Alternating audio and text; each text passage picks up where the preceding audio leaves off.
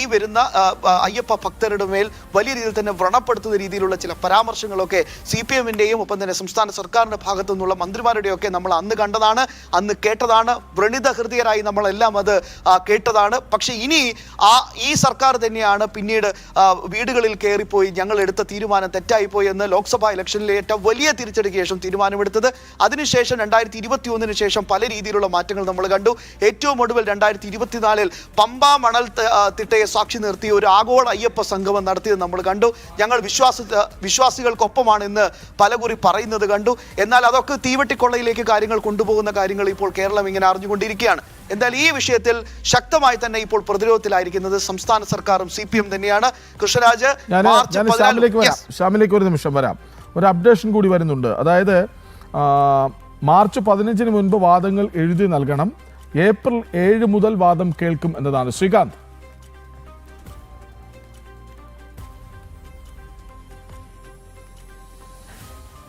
ഇപ്പോൾ വരുന്ന ഏറ്റവും പ്രധാനപ്പെട്ട വാർത്ത കൃഷ്ണരാജ ഇപ്രകാരമാണ്. അത് ഒരു തവണ കൂടി നമുക്ക് നമ്മുടെ പ്രേക്ഷകരിലേക്ക് എത്തിക്കാം. ശബരിമല യുവതീ പ്രവേശനവുമായി ബന്ധപ്പെട്ട് ശബരിമല വിഷയത്തിൽ ആദ്യ വാദം കേൾക്കും എന്നതാണ് കോടതി തീരുമാനിച്ചിട്ടുള്ളത്. അതായത് ദാവൂദി ബോറ വിഭാഗം, അതോടൊപ്പം തന്നെ പാഴ്സി വിഭാഗം, മുസ്ലിം സ്ത്രീകളുടെ മസ്ജിദ് പ്രവേശനം ഉൾപ്പെടെയുള്ള വിഷയങ്ങൾ മാറ്റി നിർത്തി ശബരിമല വിഷയത്തിൽ ആദ്യ വാദം കേൾക്കാൻ ഇപ്പോൾ കോടതി തീരുമാനിച്ചിരിക്കുന്നു എന്നുള്ളതാണ്. ഇതിന് റഫറൻസിനുള്ള ചോദ്യങ്ങൾ തയ്യാറാക്കാൻ കോടതി തീരുമാനിച്ചിട്ടുണ്ട്. വാദങ്ങൾ ക്രോഡീകരിക്കാൻ നോഡൽ അഭിഭാഷകരെ നിയോഗിച്ചിട്ടുണ്ട്. വാദങ്ങൾ അഭിഭാഷകർ എഴുതി നൽകുന്നതിന് പിന്നാലെ സുപ്രീം കോടതി ചോദ്യങ്ങൾ തയ്യാറാക്കാൻ തീരുമാനിച്ചിട്ടുണ്ട്. 9 അംഗ ഭരണഘടനാ ബെഞ്ച് പുനഃസംഘടിപ്പിക്കാൻ തീരുമാനിച്ചിട്ടുണ്ട്. മാർച്ച് 15 മുൻപ് ഈ കേസുമായി ബന്ധപ്പെട്ട കക്ഷികൾ വാദങ്ങൾ എഴുതി നൽകണം എന്നാണ് കോടതി ഇപ്പോൾ ആവശ്യപ്പെട്ടിട്ടുള്ളത്. ഏപ്രിൽ 7 മുതൽ വാദം കേൾക്കൽ ആരംഭിക്കും എന്നും കോടതി ചൂണ്ടിക്കാണിക്കുകയും ചെയ്യുന്നു. അതായത് സംസ്ഥാന സർക്കാർ, ദേവസ്വം ബോർഡ് ഉൾപ്പെടെയുള്ള കക്ഷികൾ മാർച്ച് 15 മുൻപ് ഇതുമായി ബന്ധപ്പെട്ട തങ്ങളുടെ വാദങ്ങൾ എഴുതി നൽകണം എന്നുള്ളതാണ് സുപ്രീം കോടതി ഇപ്പോൾ പറഞ്ഞിട്ടുള്ളത്. അങ്ങനെയെങ്കിൽ സംസ്ഥാന സർക്കാർ, ദേവസ്വം ബോർഡ് എന്ത് നിലപാട് സ്വീകരിക്കും എന്നുള്ളത് വളരെ ശ്രദ്ധേയമാണ്. ഏപ്രിൽ 7 വാദം കേൾക്കൽ നടക്കുന്നു. മാർച്ച് 15 ഒരു ഡെഡ് ലൈൻ വെച്ചിരിക്കുന്നു. അതിനു മുൻപ് തങ്ങളുടെ വാദങ്ങൾ എഴുതി നൽകണം എന്നും പറയുന്നു. ഈ പുനഃപരിശോധനയുമായി ബന്ധപ്പെട്ട് സ്വാഭാവികമായും നേരത്തെ ഉണ്ടായിരുന്ന വിധി അത് പുനഃപരിശോധിക്കണമെന്ന് ആവശ്യപ്പെട്ട് നൽകിയ ഹർജിയിൽ ആളുകൾ, അതിന്റെ കക്ഷികൾ അവരവരുടെ വാദങ്ങൾ സ്വാഭാവികമായും എഴുതി നൽകും. അതിനോട് എന്തായിരിക്കും സർക്കാരിന്റെയും ദേവസ്വം ബോർഡിന്റെയും നിലപാട് എന്നത് അറിയാൻ വളരെ ആകാംക്ഷയോടെ കാത്തിരിക്കുകയാണ്. ഏപ്രിൽ 7 ഈ കേസിൽ, ശബരിമല കേസിൽ വാദം കേൾക്കാൻ തീരുമാനിച്ചിട്ടുള്ളത്. ശ്രീകാന്ത്, മറുവശത്ത് ഈ പുനഃപരിശോധനാ ഹർജികളെ പിന്തുണയ്ക്കുന്നുവെന്ന് കേന്ദ്രം കൃത്യമായി നിലപാട് വ്യക്തമാക്കുന്നുണ്ട്. അതായത് ഒരു നിർണായക നീക്കമാണോ അത് ഹർജികളെ പിന്തുണയ്ക്കുന്നത്?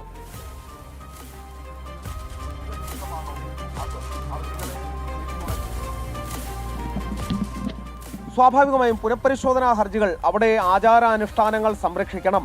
മുൻപ് എങ്ങനെയായിരുന്നു ശബരിമല മുന്നോട്ട് പോയിക്കൊണ്ടിരുന്നത്, അതിന് അതേ രീതിയിൽ തന്നെ അത് തുടരണം. ആ രീതിയിലാണ് പുനഃപരിശോധനാ ഹർജികൾ വന്നിട്ടുള്ളത്. ആ ഹർജിയെ കേന്ദ്ര സർക്കാർ പിന്തുണയ്ക്കുകയാണ്. തുഷാർ മേത്ത ഉൾപ്പെടെ ഇന്ന് ഇവിടെ ഹാജരായിരുന്നു, സുപ്രീം കോടതിയിൽ ഹാജരായിരുന്നു. അതിനെ പിന്തുണയ്ക്കുന്ന നിലപാടാണ് ഇപ്പോൾ കേന്ദ്ര സർക്കാർ സ്വീകരിച്ചിട്ടുള്ളതും. അതായത് പുനഃപരിശോധനാ ഹർജിയിൽ ഈ കോടതി മാർച്ച് 15 മുൻപ് വാദങ്ങൾ എഴുതി നൽകണമെന്ന് പറയുമ്പോൾ ബന്ധപ്പെട്ട കക്ഷികൾ, ഈ പുനഃപരിശോധനാ ഹർജി നൽകിയ കക്ഷികൾ അതിൽ വാദങ്ങൾ എഴുതി നൽകും.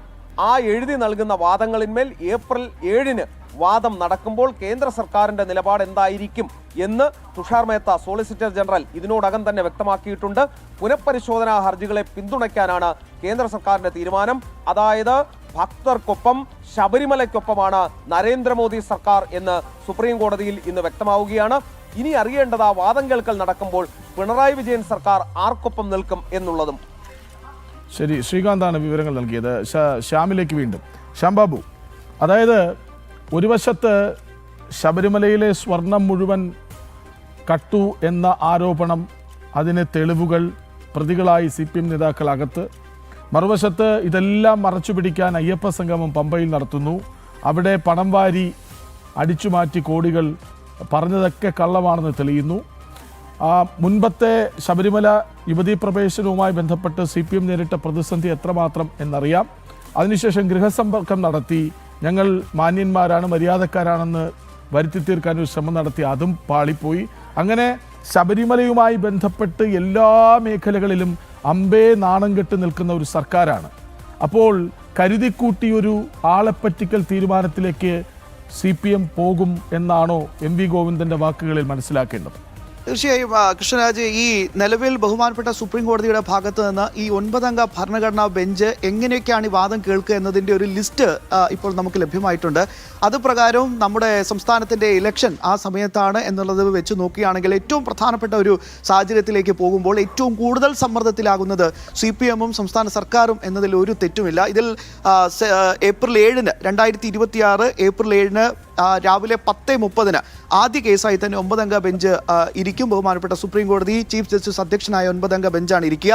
അന്ന് 7, 8, 9 ഈ 3 ദിവസങ്ങളിൽ ഈ പുനഃപരിശോധനാ ഹർജികൾക്ക് അനുകൂലമായി സമർപ്പിക്കപ്പെട്ട കക്ഷികൾ അവരുടെ വാദമാണ് 7, 8, 9 തീയതികളിലായി ബഹുമാനപ്പെട്ട സുപ്രീം കോടതി ഈ ഭരണഘടനാ ബെഞ്ച് 9-അംഗ ഭരണഘടനാ ബെഞ്ച് വിശദമായി തന്നെ വാദം കേൾക്കുക. അതിനുശേഷം ഒരു ചെറിയ ഇടവേളയുണ്ട്. ഏപ്രിൽ 14 മുതൽ 16 വരെ 14, 15, 16 ഈ 3 ദിവസങ്ങളിലാണ് ആരൊക്കെയാണോ ഈ പുനഃപരിശോധനാ ഹർജികളെ എതിർക്കുന്നത്, അതായത് സെപ്റ്റംബർ 28-ലെ യുവതീ പ്രവേശന വിധി അനുകൂലിച്ചുകൊണ്ട് ആരൊക്കെയാണോ നിലനിൽക്കുന്നത് ആ കക്ഷികൾക്ക് വിശദമായി തന്നെ വാദങ്ങൾ തുടർച്ചയായി തന്നെ ഉന്നയിക്കാൻ, അതായത് 3 ദിവസം 14, 15, 16 ഈ 3 ദിവസം ബഹുമാനപ്പെട്ട സുപ്രീം കോടതിയുടെ ഈ 9-അംഗ ഭരണഘടനാ ബെഞ്ചിന് മുമ്പാകെ ഉന്നയിക്കാനുള്ള സമയമാണ് നൽകിയിരിക്കുന്നത്. ഇനി ആരെങ്കിലും പുതുതായി കക്ഷി ചേരുന്നുണ്ടെങ്കിൽ അവർക്കായി 21-ന് ശേഷമുള്ള സമയവും സുപ്രീം കോടതി നൽകിയിട്ടുണ്ട്. അപ്പോൾ ഈ കൃഷ്ണരാജ് പറഞ്ഞതുപോലെ ഈ ഒരു സമയക്രമം കൃത്യമായി തന്നെ വളരെയധികം നിർണായകമാണ് കേരളത്തെ സംബന്ധിച്ചിടത്തോളം. കാരണം ആ സമയത്ത് ഒരുപക്ഷെ കേരളം അടങ്ങുന്ന 5 സംസ്ഥാനങ്ങളിൽ പ്രചാരണത്തിൻ്റെ പെരും ചൂടിലായിരിക്കും. ഈ സമയത്താണ് ഏപ്രിൽ 7, 8, 9 തീയതികളിൽ പുനഃപരിശോധനാ ഹർജികൾ. നമുക്കറിയാം കേന്ദ്ര സർക്കാരിൻ്റെ നിലപാടാണ് ഈ നിമിഷം ശ്രീകാന്ത് ഒപ്പം തന്നെ കൃഷ്ണരാജൊക്കെ ചൂണ്ടിക്കാണിച്ചതുപോലെ ഏറ്റവും പ്രധാനപ്പെട്ടത്. സോളിസിറ്റർ ജനറൽ തുഷാർ മേത്ത നേരിട്ടാണ് ഇന്ന് ബഹുമാനപ്പെട്ട സുപ്രീം കോടതിയിൽ ഹാജരായത്. നരേന്ദ്രമോദി സർക്കാർ ആർക്കൊപ്പമാണ് എന്ന് അർത്ഥശങ്കയ്ക്കിടയില്ലാതെ തന്നെ അദ്ദേഹം വ്യക്തമാക്കുകയും ചെയ്തിട്ടുണ്ട്. ഈ വിഷയത്തിൽ പുനഃപരിശോധനാ ഹർജികൾക്കൊപ്പമാണ് കേന്ദ്രം എന്നത് വളരെ വ്യക്തമായി തന്നെ തുഷാർ മേത്ത ഔദ്യോഗികമായി തന്നെ ബഹുമാനപ്പെട്ട സുപ്രീം കോടതിയിൽ അറിയിച്ചിട്ടുണ്ട്. ജയ്ദീപ് ഗുപ്ത തൊട്ടടുത്ത് ഇതിനൊക്കെ സാക്ഷിയായി ഉണ്ട് എന്നത് നമ്മൾ ഓർക്കേണ്ടതുണ്ട്. സംസ്ഥാന സർക്കാരിനെ പ്രതിനിധീകരിച്ചുകൊണ്ട് ജയ്ദീപ് ഗുപ്തയ്ക്ക് എന്തുകൊണ്ട് പറഞ്ഞുകൂടാ, അതെ ഞങ്ങളും ഉണ്ട്, ഞങ്ങൾക്കും ഇന്ന നിലപാടുണ്ട് എന്ന് എന്തുകൊണ്ട് അദ്ദേഹത്തിന് എഴുന്നേറ്റ് നിന്ന് പറയാൻ സാധിച്ചിട്ടില്ല എന്നതാണ് വിശ്വാസി സമൂഹം, വിശേഷിച്ച് കോടിക്കണക്കിന് വരുന്ന അയ്യപ്പ ഭക്തന്മാർക്ക് ഇപ്പോൾ ഉയരുന്ന പ്രധാനപ്പെട്ട ചോദ്യം. തുഷാർ മേത്തയിലൂടെ കേന്ദ്ര സർക്കാർ നിലപാട് വ്യക്തമാക്കുമ്പോൾ എന്തുകൊണ്ട് ജയ്ദീപ് ഗുപ്തയ്ക്ക് ഒന്ന് എഴുന്നേറ്റ് നിന്ന് നിലപാട് പറയാൻ സാധിക്കുന്നില്ല എന്നതാണ് ഏറ്റവും പ്രധാനപ്പെട്ട ചോദ്യം. അങ്ങനെ വരുമ്പോഴാണ് ഏപ്രിൽ 7-ന് തുടങ്ങുന്ന ഈ വാദത്തിൻ്റെ ഈ ഒരു സ്ട്രക്ചർ കൃത്യമായി തന്നെ ഏറ്റവും കൂടുതൽ നിർണായകമാകുന്നത് ഗോവിന്ദ മാഷ് ഉൾപ്പെടെ നയിക്കുന്ന CPM-ന് തന്നെയാണ്. കാരണം ഈ വിഷയത്തിൽ ഇനിയും ഒരു നിലപാടിലേക്ക് CPM പോയിട്ടില്ല. ഏപ്രിൽ 7, 8, 9 തീയതികളിൽ കേന്ദ്ര സർക്കാർ ഉൾപ്പെടെ പുനഃപരിശോധനാ ഹർജികൾക്ക് അനുകൂലമായി നിലപാടെടുത്ത കക്ഷികളാണ് വാദമുഖങ്ങൾ ഉന്നയിക്കുക. ആ സമയത്ത് ആയിരിക്കുമോ ജയ്ദീപ് ഗുപ്തയുടെ വാദം ഉണ്ടാകുക എന്നതാണ് കാത്തിരുന്ന് കാണേണ്ടത്. അതോ 14, 15, 16 തീയതികളിലാണ് എതിർക്കുന്നവർ, അതായത് സെപ്റ്റംബർ 28-ലെ 5-അംഗ വിധി, അതിൽ ജസ്റ്റിസ് ഇന്ദു മൽഹോത്ര ഒഴികെയുള്ള ബാക്കി 4 പേരും വിധിച്ച ആ വിധിയിൽ അനുകൂലമായി തന്നെ സംസ്ഥാന സർക്കാർ മുന്നോട്ട് പോകുമോ എന്നൊരു ചോദ്യം. അങ്ങനെയെങ്കിൽ 14, 15, 16 തീയതികളിലായിരിക്കും ജയ്ദീപ് ഗുപ്ത എഴുന്നേറ്റ് നിന്ന് വാദമുഖങ്ങൾ ഉന്നയിക്കുക. എന്തായാലും ഈ വിഷയത്തിൽ അത് മാത്രമാണ് കൃഷ്ണരാജ് ഇനി അറിയാനുള്ളത്. ശബരിമലയുമായി ബന്ധപ്പെട്ട് കോടിക്കണക്കിന് വരുന്ന അയ്യപ്പ ഭക്തരെ സംബന്ധിച്ചിടത്തോളം, വിശ്വാസ സമൂഹത്തെ സംബന്ധിച്ചിടത്തോളം, ജനം TV-യെ സംബന്ധിച്ചിടത്തോളം ഭക്തർക്കൊപ്പം അടിയുറച്ചു നിൽക്കുന്ന സ്ഥാപനം എന്ന രീതിയിൽ ജനത്തെ സംബന്ധിച്ചിടത്തോളം നമുക്കൊക്കെ ഒരേ ഒരു കാര്യം മാത്രമേ ഉള്ളൂ, ഒരേ ഒരു പ്രാർത്ഥന മാത്രമേ ഉള്ളൂ. ശബരിമലയെ സംബന്ധിച്ചിടത്തോളം ആചാരങ്ങളും അനുഷ്ഠാനങ്ങളും അത് അനുവർത്തിക്കപ്പെടണമെന്ന്. ഇതിൽ മാത്രമല്ല കൃഷ്ണരാജ്, ഇതിൽ മറ്റൊരു പ്രധാനപ്പെട്ട പോയിന്റ് കൂടിയുണ്ട്. നേരത്തെ ശ്രീകാന്ത് അത് വിശദമായി തന്നെ പങ്കുവച്ചു. കാരണം നമ്മളെ സംബന്ധിച്ചിടത്തോളം ഹിന്ദു വർഷിപ്പ് ആക്ട് പ്രകാരം 1965-ലെ ആക്ട് പ്രകാരം അതിൽ റൂൾ 3B അത് മാത്രമാണ് ഇപ്പോൾ സെപ്റ്റംബർ 28-ലെ വിധിയിൽ ഒന്നുകിൽ റദ്ദാക്കുകയോ മരവിപ്പിക്കുകയോ ചെയ്തത്. മാത്രമല്ല ഈ നവംബർ 14, 2019 വിശദമായി തന്നെ അതേ ബെഞ്ച് തന്നെ ഈ വിഷയം പുനഃപരിശോധനാ ഹർജികൾ പരിഗണിച്ച സമയത്തും അന്ന് ഇറങ്ങിയ ഉത്തരവിൽ കൃത്യമായി തന്നെ ജസ്റ്റിസ് രഞ്ജൻ ഗൊഗോയുടെ നേതൃത്വത്തിലുള്ള ബെഞ്ച് കൃത്യമായി തന്നെ പറഞ്ഞിട്ടുണ്ട് ഈ വിഷയം, അതായത് ഈ വർഷിപ്പ് ആക്ടിൽ 1965-ൽ നിയമസഭ പാസ്സാക്കിയ ഈ വർഷിപ്പ് ആക്ടിൽ ശബരിമല ക്ഷേത്രം പെടുമോ എന്നൊരു ചോദ്യം ഉന്നയിച്ചിട്ടുണ്ട്. നമുക്കറിയാം ഇതേ ആക്ട് തന്നെ 3A പ്രകാരം അഹിന്ദുക്കൾക്ക് ക്ഷേത്രങ്ങളിൽ പ്രവേശനമില്ല എന്ന് പറയുന്നുണ്ട്. പക്ഷേ ശബരിമലയിൽ നമ്മൾക്കറിയാം, അവിടെ സനാതന ധർമ്മത്തിൽ വിശ്വസിക്കുന്ന ഭഗവാൻ അയ്യപ്പനെ മനസ്സിൽ ധ്യാനിക്കുന്ന ആർക്കും അങ്ങോട്ട് പ്രവേശനമുണ്ട്. അതുകൊണ്ട് ശബരിമല ക്ഷേത്രം ഈ ആക്ടിൽ പെടുമോ, ആക്ട് അനുസരിച്ചാണോ പ്രവർത്തിക്കേണ്ടത് എന്നൊരു ചോദ്യം വളരെ വിശദമായി തന്നെ ഈ 9-അംഗ ഭരണഘടനാ ബെഞ്ച് വിലയിരുത്തുമെന്ന് നമുക്ക് പ്രതീക്ഷിക്കാം. അങ്ങനെയൊക്കെ നോക്കുകയാണെങ്കിൽ തീർച്ചയായും മാത്രമല്ല മറ്റ് ചില പ്രധാനപ്പെട്ട പോയിന്റുകൾ കൂടിയാണ്. നേരത്തെ ശ്രീകാന്ത് അത് പറഞ്ഞു.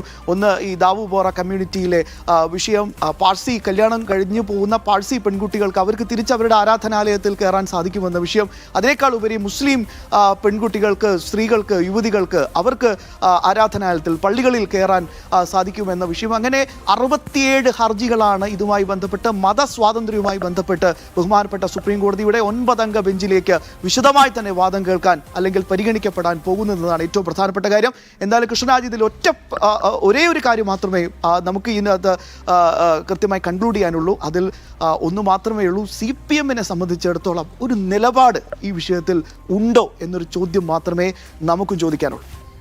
ശരി, ഇതിലേക്ക് തന്നെ, ഈ വാർത്തയിലേക്ക് തന്നെ വരാം ഒരു ഇടവേളയ്ക്ക് ശേഷം.